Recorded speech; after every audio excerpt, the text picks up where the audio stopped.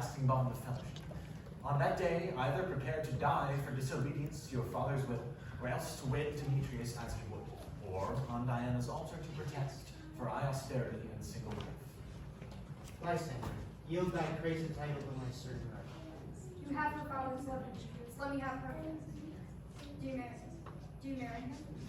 Scornful Lysander, true he hath my love, and what is mine my love shall render him. And she is mine, and all my right of her I do stay unto Demetrius.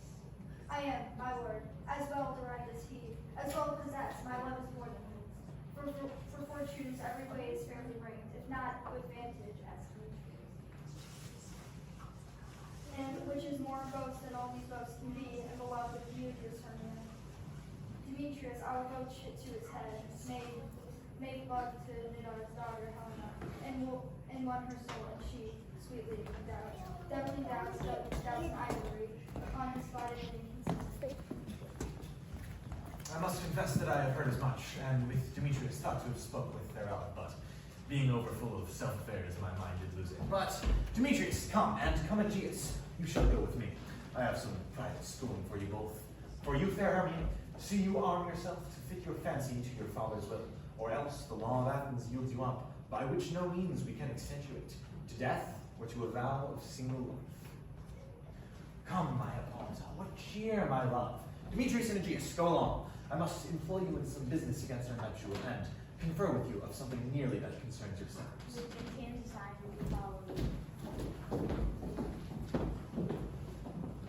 How now, my love? Why is your cheek so pale?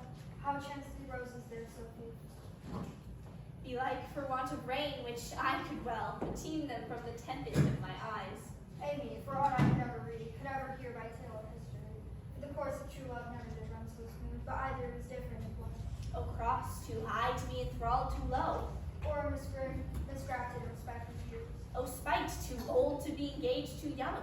Or else it stood upon the choice of friends. O hell to choose love by another's eyes. Or if there was sympathy in choice, war, death, or sickness lay siege to it, making it momentary, as sound, swift as a shadow, sword as any dream, brief as lightning and coiled night, that in the spleen unfolds both heaven and earth. And ere a man hath power to stay before, the jaws of darkness do devour it up, so quick bright things come. If then true lovers have ever been crossed, it stands as an edict in destiny. Then let us teach our child patience, because it is a customary cross, as due to love as thoughts, as dreams, and sighs, wishes and tears, poor fancy's followers. A good persuasion, therefore, hear me, Hermia. I have a widow on and dowager of a great revenue, and she hath no child. From Athens in her house remote 7 leagues, and she respects all means of son. Therefore, gentle Hermia, may I marry thee, and the place sharp Athenian law cannot pursue us. If thou lovest me, then steal from thy father's house tomorrow night. And in the wood, the league, and without a town, where I did meet thee once with Helena, in due observance of the morn of May, there will I stay thee. My good Lysander, I swear to thee by Cupid's strongest bow, by his best arrow with the golden head, by the simplicity of Venus's doves, by that which knitted souls and prospers loves, and by the fire which burned the Carthage queen, when the false Trojan under sail was seen. In all the vows that ever broke, in number more than women ever spoke, in the same place thou hast appointed me, tomorrow truly will I meet with thee. Keep promise, love. Look, here comes Helena. Godspeed, fair Helena, whither away? Call you me fair? That fair again unsay. Demetrius loves your fair. Oh, happy fair. Your eyes are lodestars, and your tongue sweet air, more tunable than lark to shepherd's ear. When wheat is green, when hawthorn buds appear, sickness is catching, oh, where favor so. Yours would I catch, fair Hermia, ere I go. My ears should catch your voice, my eye your eye, my tongue would catch your tongue's sweet melody. For the world's mine, Demetrius being baited, the rest I'd give to you to be translated. Oh, teach me how you look, and with what art we sway the motion of Demetrius's heart. I frown upon him, yet he loves me still. Oh, that your frowns would teach my smiles such skill. I give him curses, yet he gives me love. Oh, that my prayers with such affection move. The more I hate, the more he follows me. The more I love, the more he hateth me. His folly, Helena, is no fault of mine. None but your beauty. Would that fault were mine. Take comfort, no more shall see my face. Lysander and my the finest place. Before the time I did Lysander see, seemed Athens as in paradise to me. Oh, then what graces in my love do dwell, that he hath turned a heaven unto a hell. Helen, to your minds will we unfold. Tomorrow night when Phoebe doth behold the silver visage of the watery glass, decking with the liquid pearl of bladed grass, a time that lovers' nights doth do conceal, though Athens' gates be heavy devices. And in the wood where you and I upon faint primrose beds were wont to lie, emptying our bosoms of their counsel sweet, there my Lysander and myself will meet, and from Athens turn away our eyes to seek new friends and stranger companions. Farewell, sweet playfellow, pray thou for us, and good luck grant thee thy Demetrius. Speak word, Lysander, we must starve our set from lovers' food till morrow deep midnight. I will my Hermia. Helen, adieu. As you on him, Demetrius still How happy some or other some can be. Through Athens, I am thought as fair as she. But good of that, Demetrius thinks not so. He will not know what all that he do know. And as he errs, doting on Hermia's eyes, so I, admiring those qualities, things base and vile, holding no quantity, love can transpose to form and dignity. Love looks not with the eyes, but with the mind, and therefore is not Cupid painted blind. Nor hath love's mind of any gentle taste, wings, and no eyes, figure unheedy haste. And therefore is love said to be a child, because in choice he is so oft beguiled. As waggish boys in game themselves forswear, so the boy love is perjured everywhere. For ere Demetrius looked upon Hermia's eye, he hailed down oaths that he was only mine. And when this hail he from Hermia felt, so he dissolved, and showers of oaths did melt. I will go tell him of fair Hermia's flight. Then to the woods will he tomorrow night pursue her. And for this intelligence, if I have thanks, it is the dearest thanks. But herein mean I to enrich my own pain, to have his sight thither and back again.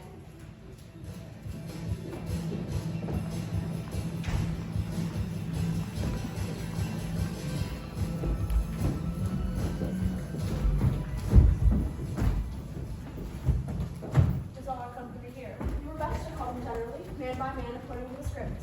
Here is the scroll of every man's name, which is thought fit through all of Athens to play at our interview for the Duke and Duchess on his wedding day night. First, should Peter Quint say with the play treat song, then with the names of the actors and so wrote to a point. Mary, our play is the most lamentable comedy, the most cruel death of Pyramus and Thisbe. A very good piece of work I show you, and to Mary. Now call forth your actors by the scroll. Masters, spread yourselves. Answer as I call you. Nick Bottom, the weaver. Ready. Name a part I'm for and proceed. You, Nick Bottom, are set down for Pyramus. What is Pyramus? A lover or a tyrant? A lover that kills himself, most gallant for love. Well, that will lessen tears in the true performing of it. If I do it, let the audience look to their eyes. I will move storms. I will condole in some measure. For the rest, yet my chief humor is for a tyrant. I can play Heracles rarely or a part steer a cat in. The raging rocks and shivering shocks shall break the locks of prison gates. Amphibious' cause shall shine from far and make and mar the foolish fates. This was lofty. Now name the rest of the actors. This is Heracles' fame, a tyrant's fame. A lover is more condoling. Princess Flute, the bellows mender. Here, Peter Quince. Flute, you must take Thisbe on you. What is Thisbe, a wandering knight? It is the lady that Pyramus must love. Coming. And that's all one. Shall play it in a mask, and you may speak as small as you will. And I may hide my face. Let me play Thisbe too. I'll speak in a monstrous little voice. Thisbe, ah, Pyramus, my lover dear, Thisbe dear and lady dear. No, no. You may play Pyramus, and Flute, you must play Thisbe. Well, proceed. From Starveiling, the tailor. Here, Peter Quince. From Starveiling, you must play Thisbe's mother. Tom Snatch, the tinker. Here, Peter Quince. Tom Snatch must play Pyramus's father. Myself, Thisbe's father. Snug the joiner. You, the lion's part. And I hope here is a play fitted. Have you the lion's part written? Pray you, if it be, give it to me, for I am slow of study. You may do it exampore, for it is nothing but glory. And I may play the lion too. I'll roar that I will do man's heart any good to hear me. I will roar that I will let the Duke say, let him roar again, let him roar again. No, no. Shall play no part but Pyramus, for Pyramus is a sweet-faced man, a proper man, as one shall see on a summer's day, a most lovely, gentlemanlike man. Therefore, you must play Pyramus. Well, I will undertake it. What Peter I best to play it in? Why? Which you will. I will discharge it in either your orange-colored beard, your purple ingrained beard, or your French crown-colored beard, your perfect yellow. Some of your French crowns have no hair at all, and then you will play barefaced. But masters, I am to entreat you, request you, and desire you to come then by tomorrow night and meet me in the palace wood a mile without town, by moonlight. There we will rehearse, for if we meet in the city, we will be dogged with cooking and our defenses known. In the meantime, I will draw up a bill of property such as our play wants. I pray you fill me out. We will meet and everything rehearse most obscenely and courageously. Take pains and perfect adieu. At the Duke's oath, we meet. Enough. Hold a cut bowstrings.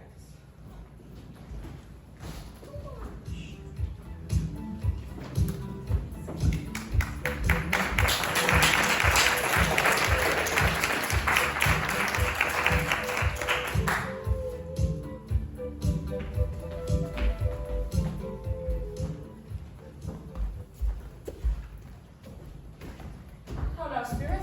Over hill, over dale, to serve the fairy queen and do her orbs upon the green. The king doth keep his revels here tonight, to heed the queen cannot live in his sight. For Oberon is passing fell and wrath, that she, as her attendant, had a lovely boy stolen from an Indian king. She never had so sweet a choosing. And jealous Oberon would have the boy knight of his train to trace the forest's love, but she perforce withholds the loved boy, and crowns him in flowers, and makes him all her joy. And now they never meet in grove or green, by fountain clear or spangled starlight sheen. But they do swear that all their elves for fear creep into acorn cups and hide them there. Known as that shrewd and knavish spite called Robin Goodfellow, that frightens the maidens of the villages, skin them, and sometimes labor in return. Bootless make the breathless housewife turn.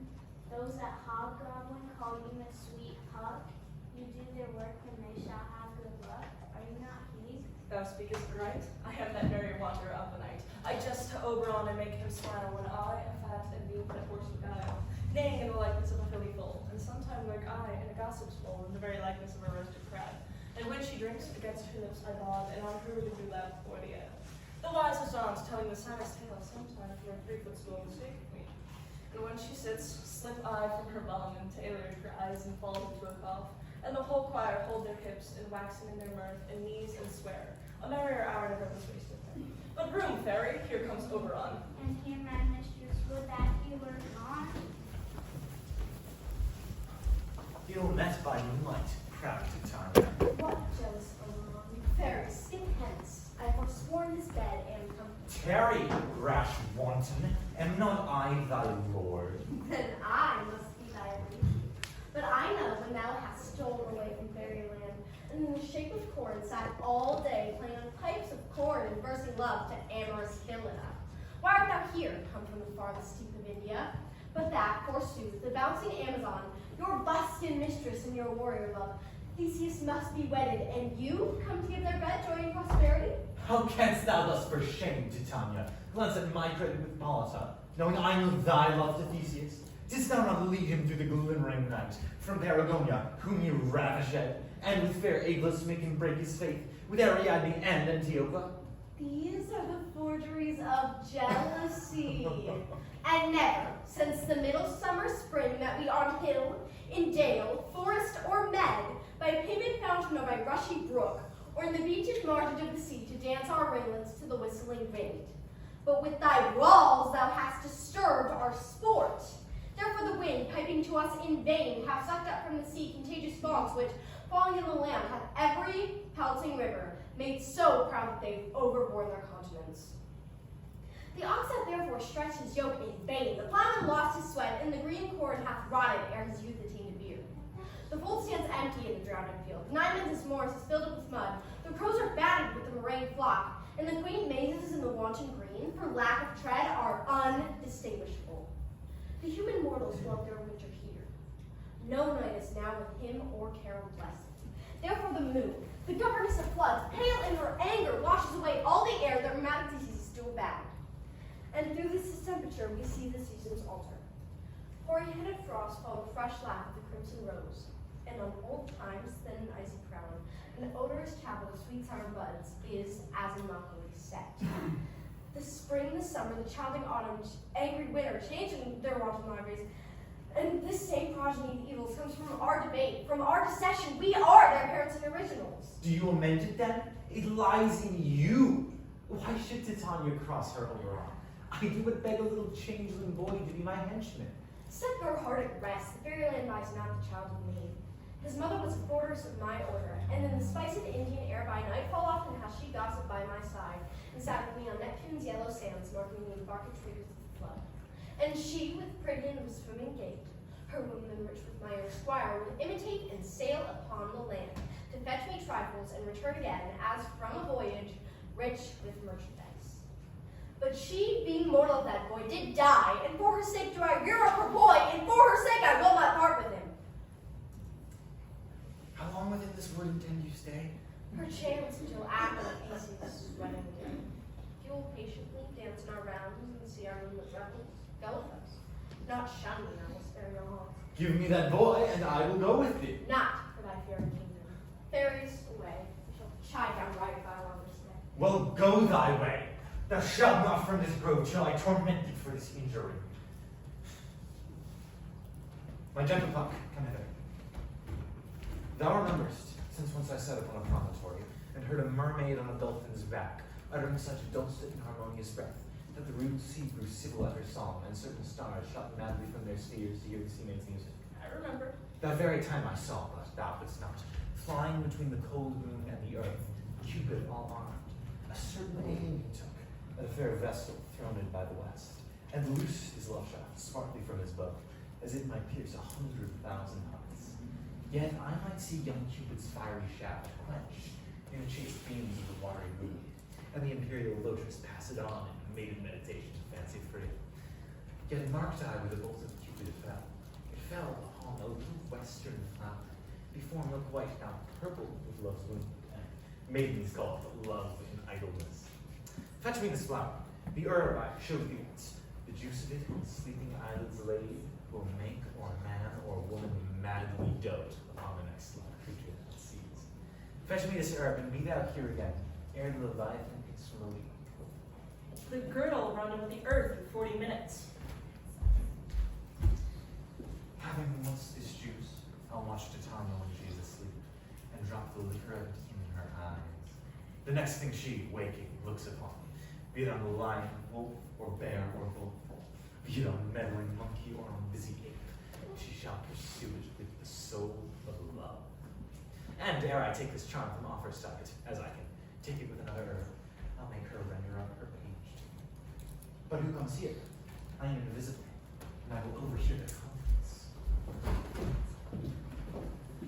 I love thee not, therefore pursue me not. Where are Lysander and sweet Hermia? The one I'll stay, the other stayeth me. Thou toldst me if they are stealth into this wood, and here I am, wood within this wood, because I cannot meet my Hermia. So get thee gone and follow me no more. You draw me, you hard-hearted adamant! But yet you draw not iron, for my heart is true steel. Leave you your power to draw, and I shall have no power to follow you. Do I entice you? Do I speak you fair? Or rather, in plainest truth, do I tell you I cannot, nor do not love you? And even for that do I love you the more. I am your Staniel, and Demetrius, the more you beat me, the more I will fawn on you. Use me but as your Staniel. Spurn me, strike me, neglect me, lose me. Only give me leave, unworthy as I am, to follow you. What worser place can I beg in your love, and yet a place of high respect with me, than to be used as you used your dog? Tempt not too much the hatred of my spirit, for I am sick when I look on thee. And I am sick when I look not on you.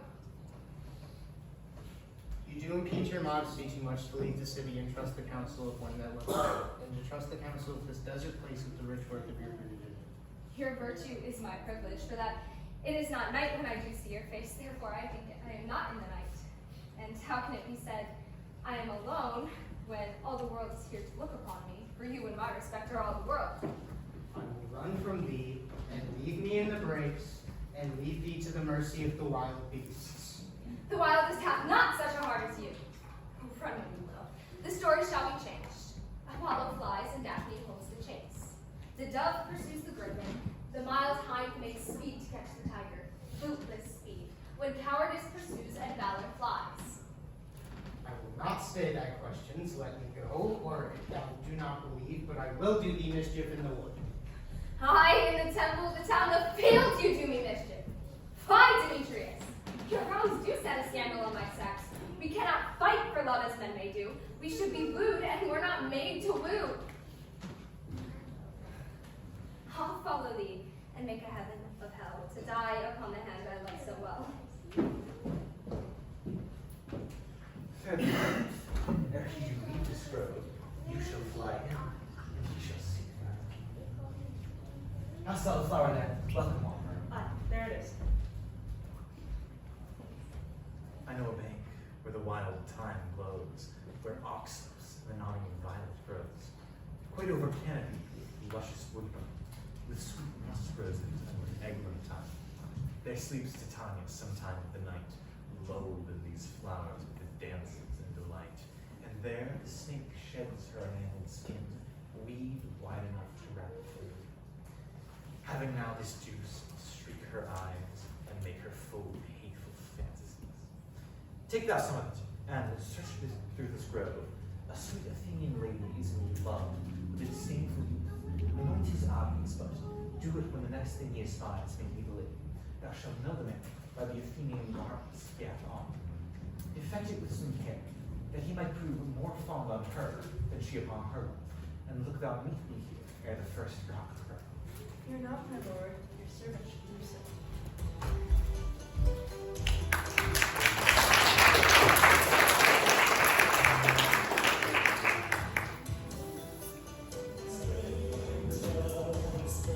Come, now round the little fairy song. Then for the third part of a minute hence. Some to kill cankers in the musk rose buds, some war with rumors full of other wings, to lick my small elves' coats. And some keep back the clamorous owl that nightly hoots and murmurs at our faint spirits. Sing me now asleep, then to your office and let me run.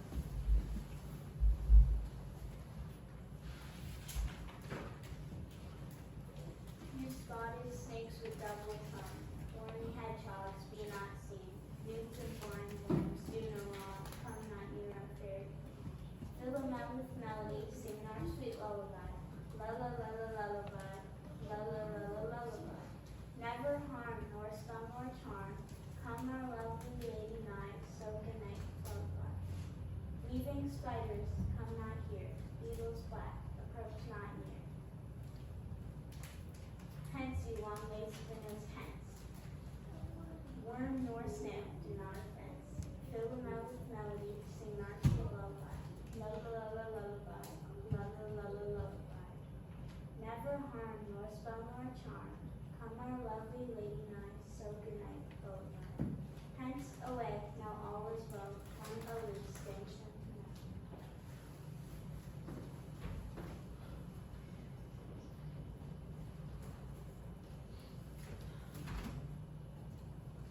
What thou seest and thou dost wake, do it for thy true love take. Love and language for his sake. Be it ounce or cat or bear, hog or boar with bristled hair. In thy eye that shall appear, when thou wakest, is thy dear. Wake when some vile thing is near.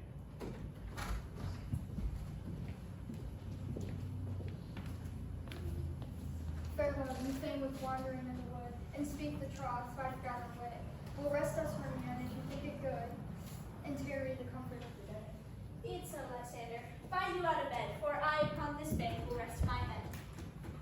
One turf shall we serve as pillow for both of us, one heart, one bed, two bosoms, and one trap. Nay, good Lysander, for my sake, my dear, lie further off yet, do not lie so near. Oh, take this sense, sweet of my innocence. Love takes the meaning of love and comfort. I mean that with my heart to yours is knit, and there but one heart would make of it. Two bosoms interchanged with one oath, and two bosoms to have a single trot. Then by your side no bedroom me deny, for lying so, Hermia, I do not lie. Lysander riddles very prettily. Not much beshrew my manners and my pride, if Hermia meant to say Lysander lied. But gentle friend, for loving courtesy, lie further off in human modesty. Such separation, as may well be said, becomes a virtuous bachelor and a maid. So far be distant and good night, sweet friend. Thy love near altar till thy sweet life end. Amen, amen, to that fair prayer say I, And then the end life of when I say loyalty. Here's my bed, sleep, give me all kisses. Have that wish, the wisher's eyes be best.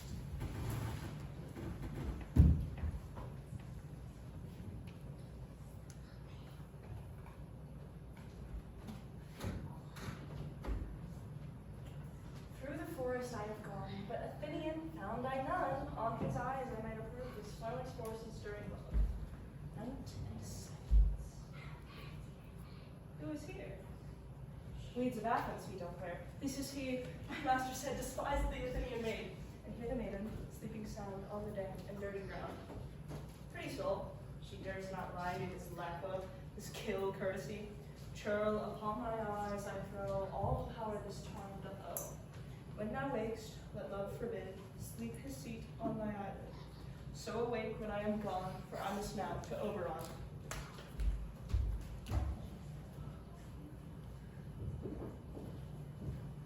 Stay, though thou kill me, sweet Demetrius.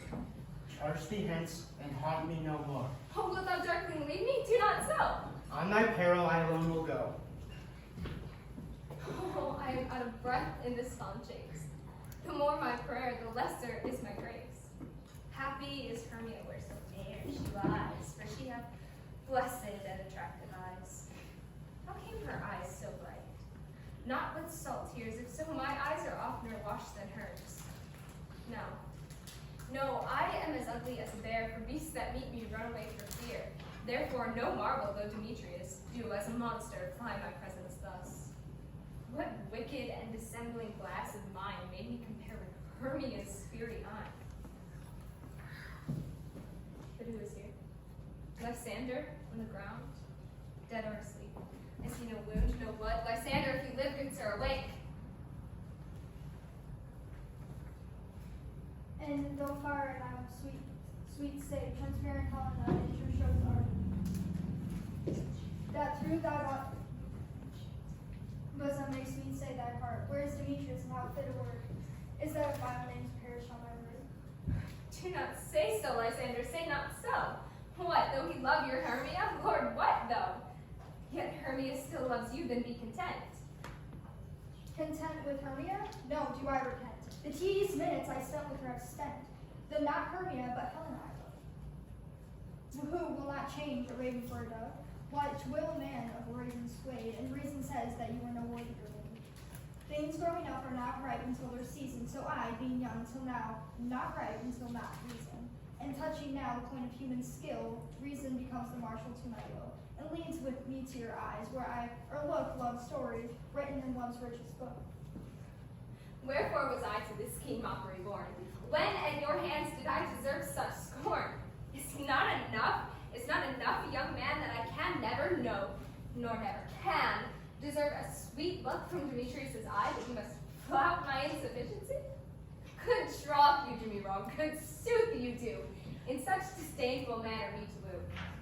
But fare you well, perforce, I must confess, I thought you Lord more true gentleness. Oh, that a lady of one man refused, should of another therefore be abused.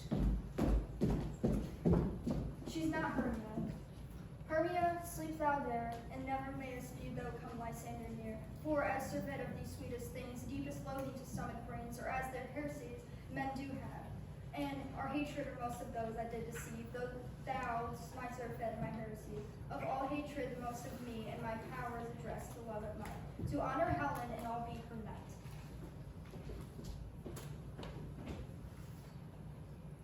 Help me, Lysander, help me. Do thy best to pluck this strong serpent from my breast. I mean, what a dream was there. Lysander, look how I do quake with fear. You thought a serpent ate my heart away, and you sat smiling at his cruel prey. Lysander, Lord, what gone? Not a sound, not a hearing, no sound, no word? Alack, speak, and if you hear, speak of all loves. I quake almost with fear.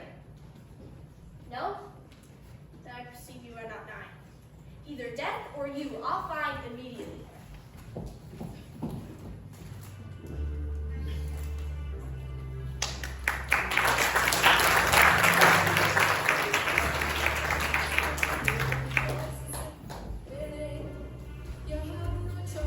Are we all met? Path packed, pencil.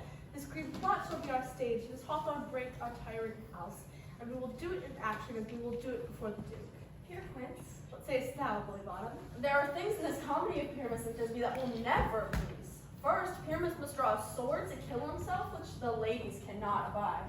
I answer you that. By our lacking a parlous fear. I believe we must leave the killing out of it when all is done. Not a whit. I have devised to make all well. Write me a prologue, and let the prologue seem to say that we will do no harm with our swords, and that Pyramus is not king indeed. And for the better assurance, tell them that I, Pyramus, and not Pyramus, but Bottom the Weaver. This will put them out of fear. Well, we will have such a prologue, and it shall be written in 8 and 6. No, make it 2 more. Let it be written 8 and 8. Will not the ladies be afeard of the lion? I fear it, I promise you. Masters, you ought to consider with yourself to bring in, God shield us, a lion among ladies is a most dreadful thing. There is not a more fearful wildfowl than your lion living, and we ought to look to it. Therefore another bullock must tell he's not a lion. Nay, he must name his name, and half his face must be seen through the lion's neck. And he must speak through, saying thus, or to the same effect, ladies, or fair ladies, I would wish you, or I would entreat you, or I would request you, not to fear, not to tremble, my life for yours, for if you think I come hither as a lion, it were pity of my life. No, I am no such thing. And then he must tell them plainly, he is son of the joiner. Well, it shall be so. But there are 2 hard things, that is. The first is that we must bring moonlight into a chamber, for you know, says the story, Pyramus and Thisbe met by moonlight. Doth the moonshine night we play or play? A calendar, a calendar. Look in the almanac. Find out moonshine. Find out moonshine. Yes, it doth shine that night. Why then, we may leave the casement of the great chamber window where we play open, and let the moon may shine in at the casement. That all sounds very well. But the other thing we may discuss is we must have a wall in the great chamber, for in the story, Pyramus and Thisbe talk through a chink of a wall. You can never bring in a wall. What say you, Bottom? Some man or other must present wall, and let him have some plaster, or some loam, or some rough cast about him to signify wall. Or let him hold his fingers thus, and through that cranny shall hear Mrs. Thisbe whisper. If that may be, then all is well. Come, every mother's son, and rehearse your parts. Pyramus, you first. When he has spoken his speech, enter into that break, and so everyone according to his cue. Heaven homespuns have we swaggering here, so near the cradle of the fairy queen. What? A play toward. I'll be an auditor, an actor too, perhaps, if I see cause. Thisbe, the flowers, the odious savor sweet. Odors, odors. Odor, savor sweet. So hath thy breath, my dearest Thisbe dear. But hark, a voice. Stay thou but here a while, and by I will to thee appear. A stranger Pyramus that e'er played here. Must I speak now? Aye, you must. Oh. Most radiant Pyramus, most lily but of hue, of color like the red rose on triumphant briar, and eke most lovely dew. As truest horse they get would never tire. I'll meet thee, Pyramus, at Ninny's tomb. Dennis, to man, why must you not speak that yet? Pyramus, enter, your cue is past. It is never tired. Oh. As truest horse they yet would never tire. If I were fair, fair Thisbe, I would only die. Oh, monstrous, oh, strange, we are haunted. Pray, masters, black masters, help me. I'll follow you. I'll lead you about around with your bog, your bush, your brake, your briar. Sometime a horse I'll be, sometime a hog and headless bear. I see their neighbor. This is to make an accident, to frighten me if they could. But I will not stir from this place. No, I will walk up and down, and I will sing that they will see I am not afraid. The ousel cock so black of hue with orange and tawny bill, the throstle with his note so true, the wren with little quill. What angel wakes me from my flowery bed? The finch, the sparrow, and the lark, the plain song cuckoo gray, whose note full many a man doth mark and dares not answer nay. For who would put his wit to so foolish a bird? Who would give a bird the lie, though he cried, cuckoo never so? I pray thee, gentle mortal, sing again. Thine ear is much enamored with thy note, as is mine eye through all to thy shape. And thy fair virtues first before doth moved me, to say, to swear, I love thee. Methinks, mistress, you have little reason for that, and yet to say the truth, reason and love keep little company together nowadays. Their honest neighbors may not make them friends, nay, I can leak upon occasion. Thou art as wise as thou art beautiful. Not so neither, but if I had enough wit to get out of this wood, I'd have enough to serve mine own turn. But do not desire to go, thou shalt remain here whether thou wilt or no.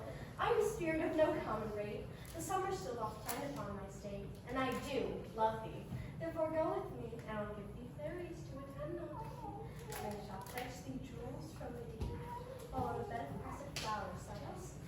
And I will purge thy mortal grossness so, that thou shalt like a fairy spirit go. Be ready. Be kind and courteous to this gentleman. Hop in his walks and gamble in his eyes.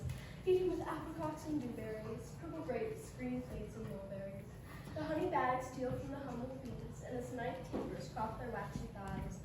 To steal from the fiery glow of his eyes, to have my love to bed and to rise. Not to him, elves, and to him his eyes.